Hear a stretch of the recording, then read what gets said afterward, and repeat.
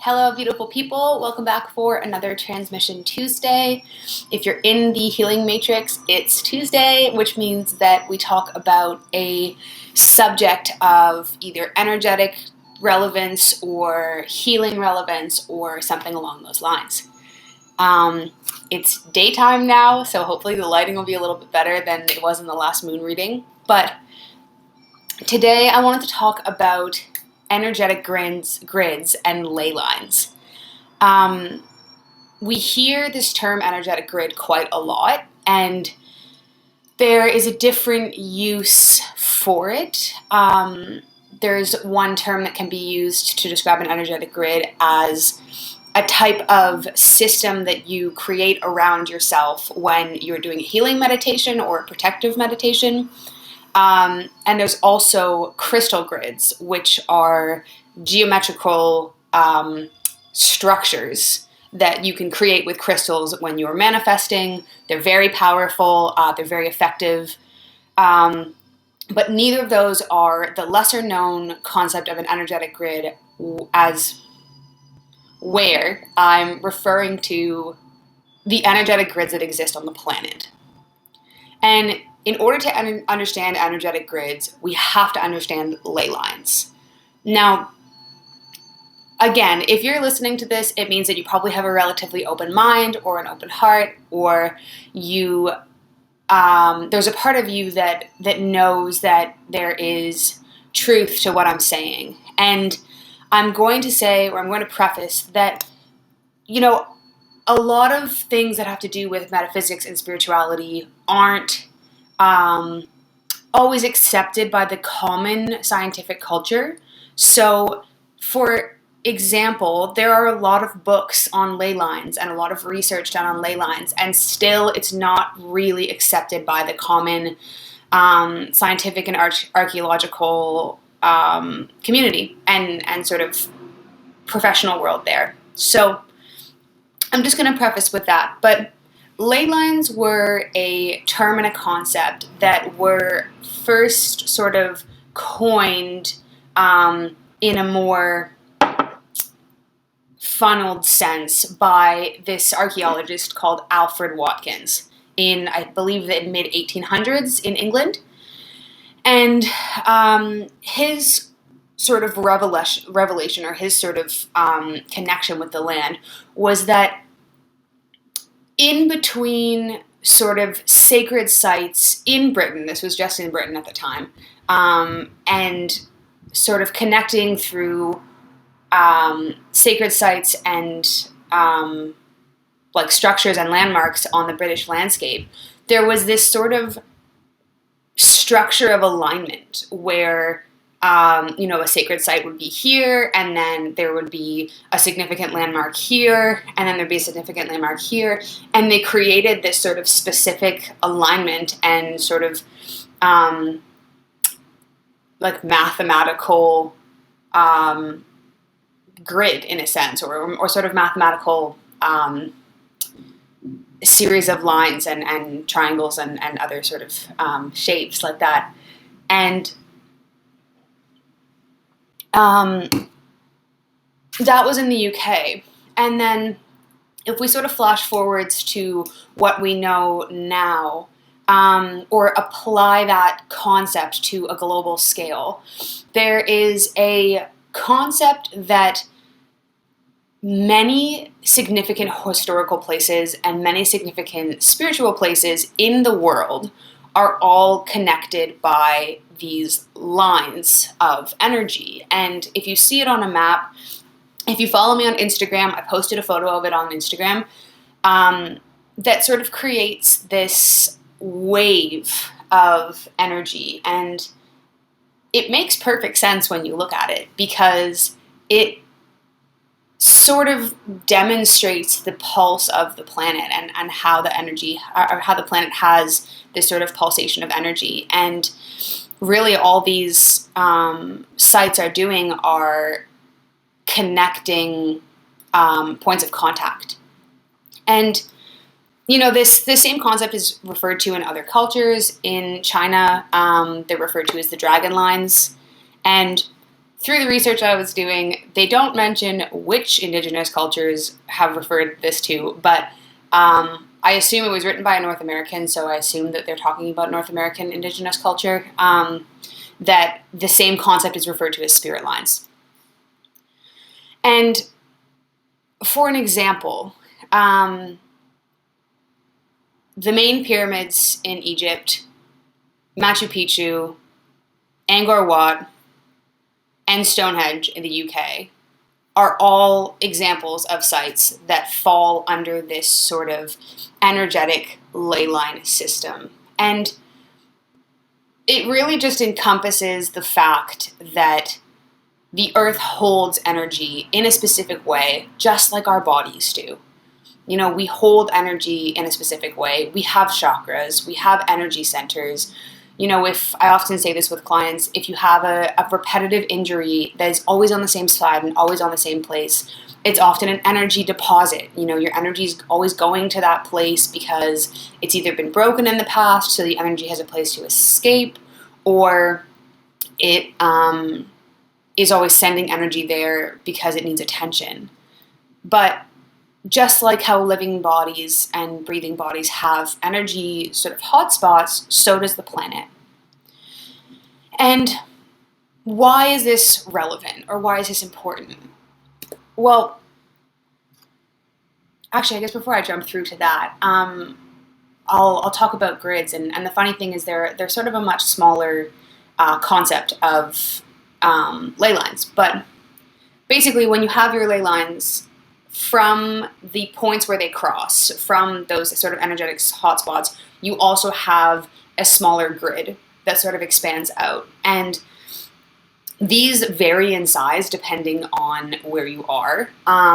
For example, if you're in a place in the mountains, generally that energetic grid will, let's say you live in a small town in the mountains, generally that energetic grid will expand until the landscape changes relatively.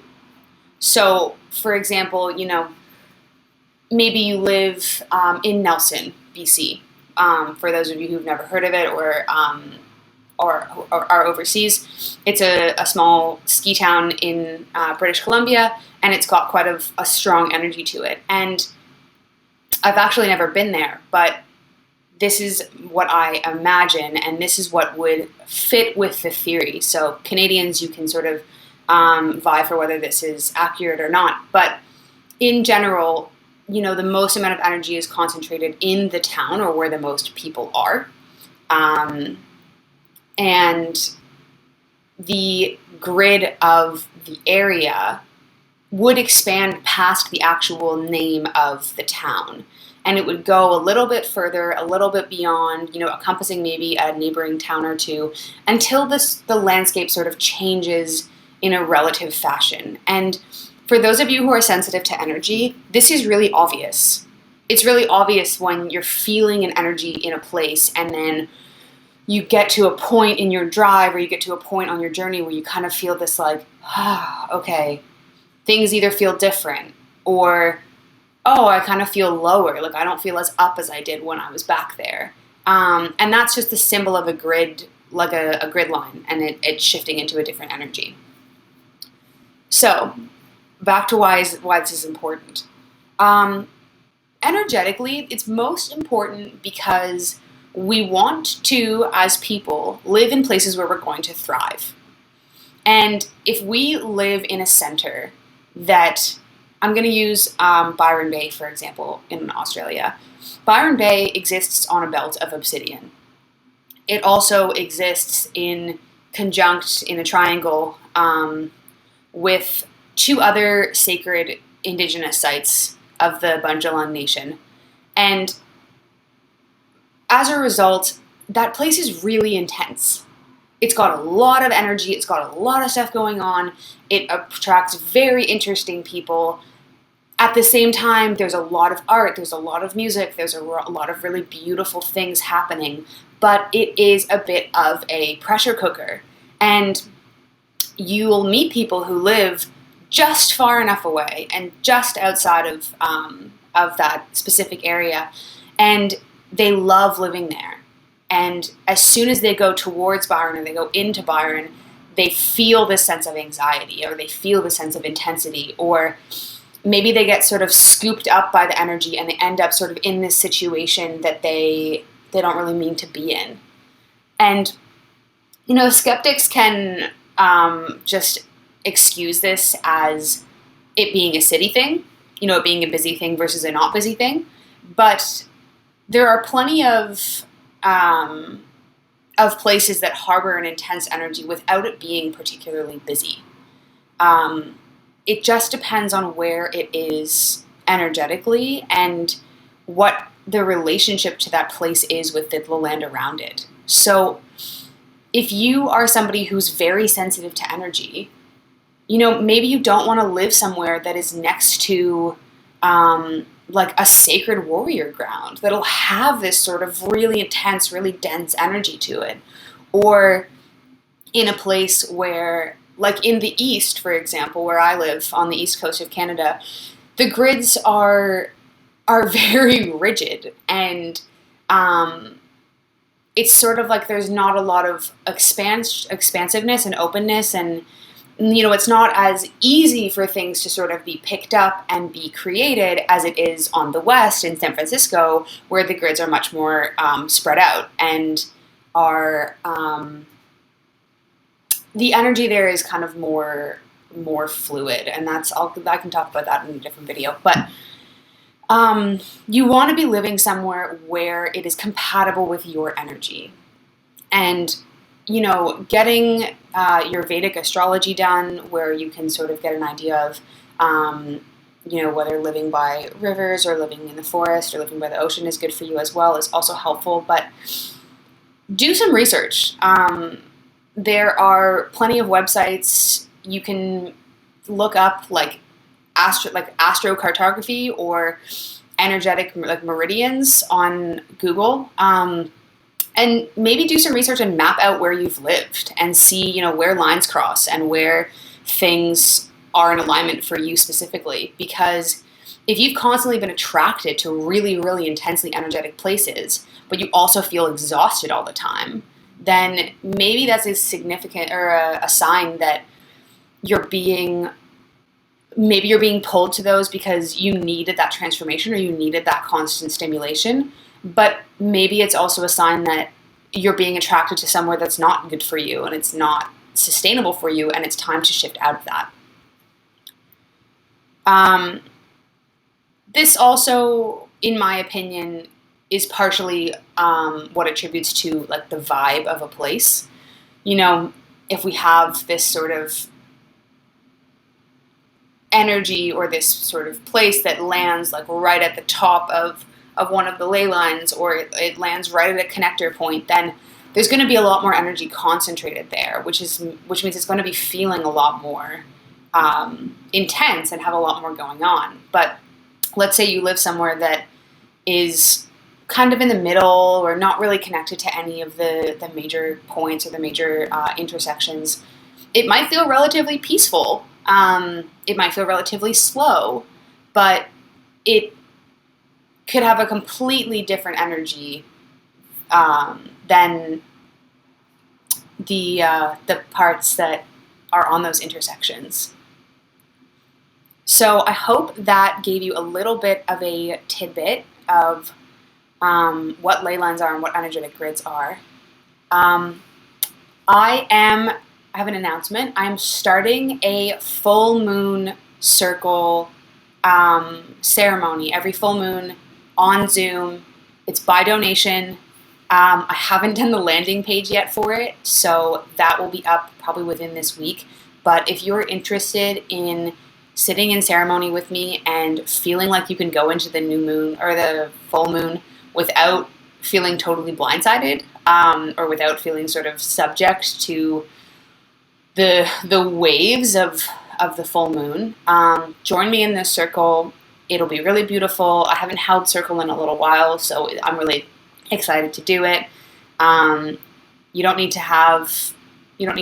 just have download Zoom, and you can do it from anywhere. And yeah, it's just by donation, and I hope to see some of you there. I'm going to cap it at a certain number of people because I want to keep it intimate and focused. and also really embody the safe space.